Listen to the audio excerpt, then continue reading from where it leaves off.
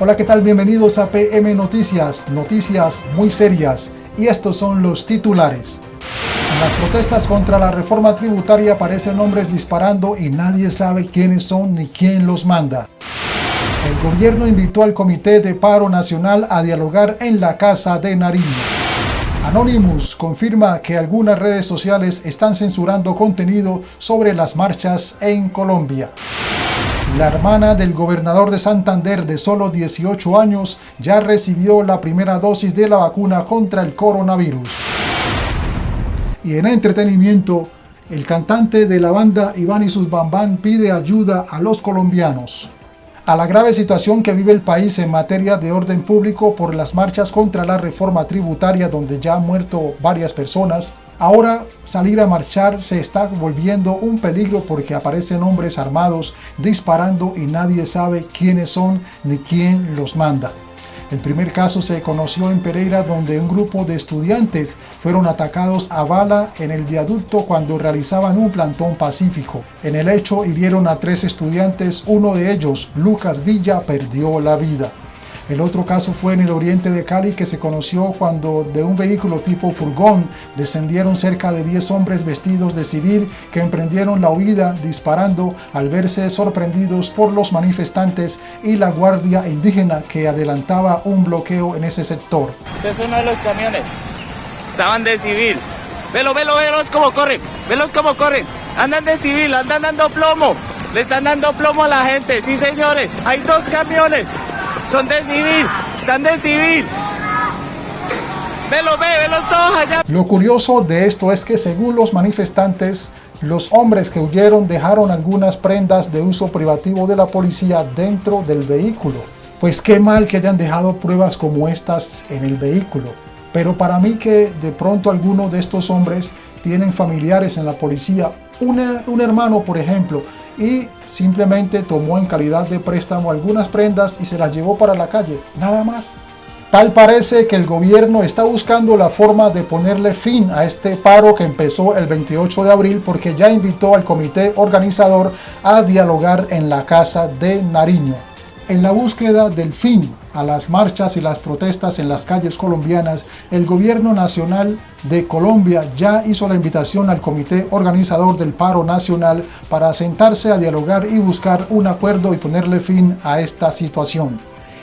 Acabamos de hablar con el señor presidente de la República, está dispuesto a recibir una delegación del comité de paro para empezar a trabajar y mirar la discusión. Esto indica que la batería de la soberbia se está agotando y esto es buenísimo para el país. Ojalá que esta invitación sea para unos diálogos de un fácil acuerdo y no sea para un tira que jala, un tira y afloje, y que las cosas se extiendan por mucho más tiempo.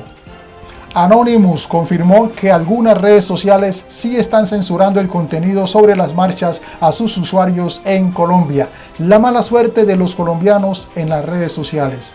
Varios internautas denunciaron haber sido castigados por Facebook e Instagram y contaron que en algunos casos restringen sus cuentas para no poder publicar. Ante la denuncia, la organización Anonymous confirmó la censura en redes sociales a los colombianos y escribió, abro comillas, confirmamos la censura de miles de colombianos en redes sociales como Instagram y Facebook. Como siempre, Zuckerberg del lado de los gobiernos corruptos. Esto ya lo habíamos visto hace unos meses en Estados Unidos y era uno de nuestros miedos inicialmente en Colombia, expresaron en su cuenta de Twitter. Pues mi gente, si las redes sociales no respetan las cuentas del ex senador y director del Centro Democrático, van a respetar las cuentas de unos protestantes, manifestantes, rebeldes en las calles colombianas, por favor. ¿Y qué tal esto? La hermana del gobernador de Santander, que solo tiene 18 años, ya recibió la vacunación contra el COVID-19. En su cuenta de Instagram, Blanca Aguilar Barrera publicó la foto donde muestra que ya recibió la primera dosis contra el COVID-19.